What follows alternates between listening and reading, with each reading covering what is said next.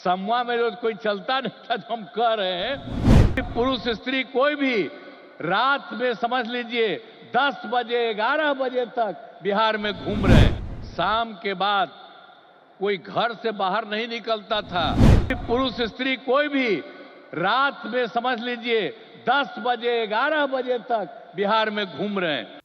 प्रधानमंत्री नरेंद्र मोदी का आज बिहार दौरा है। भागलपुर में प्रधानमंत्री नरेंद्र मोदी एक विशाल जनसभा को संबोधित कर रहे हैं।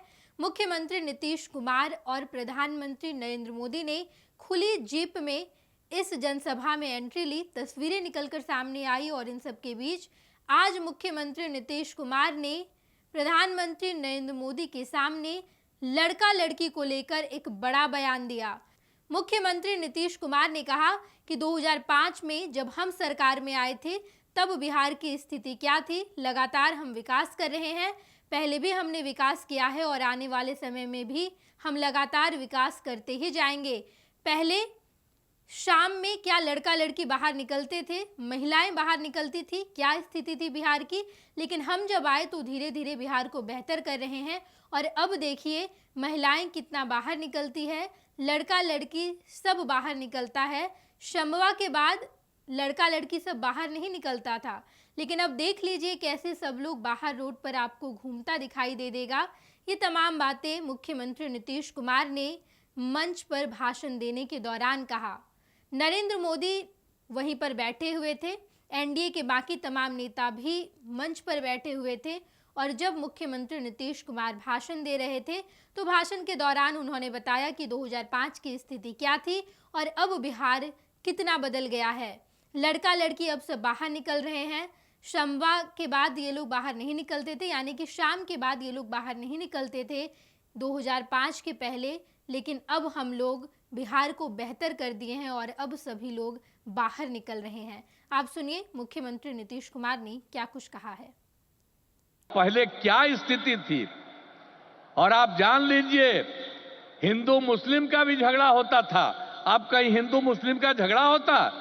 हम लोगों ने कितना महिलाओं के लिए सब काम किया, हर क्षेत्र में महिलाओं को हम लोगों ने मौका दिया है और सब जगह से विकास हो रहा है। और हर प्रकार से जो भी हम लोगों ने इस बार सर्वे किया तो उसके बारे में पता चला कि इसमें बात हुआ था कि गरीब लोगों को देखना है, तो हम लोगों को 94 लाख परिवार के लोग गरीब, और उसमें सभी जात के, अपर कास्ट के, ऊंची जात के, पिछड़ा के, अति पिछड़ा के, दलित, महादलित, मुस्लिम सब लोग थे और उन लोगों को उत्थान के लिए भी हम लोग काम कर रहे हैं। तो समाज में सब के लिए काम कर रहे हैं और पहले कहीं जाने आने का रास्ता था जी, समूह में जो कोई चलता नहीं था, जो हम कह रहे हैं। अब जानते हैं बिहार में कितना देर तक जब जाता है, लड़का लड़की सभी पुरुष स्त्री कोई भी रात में समझ लीजिए 10 बजे 11 बजे तक बिहार में घूम रहे हैं।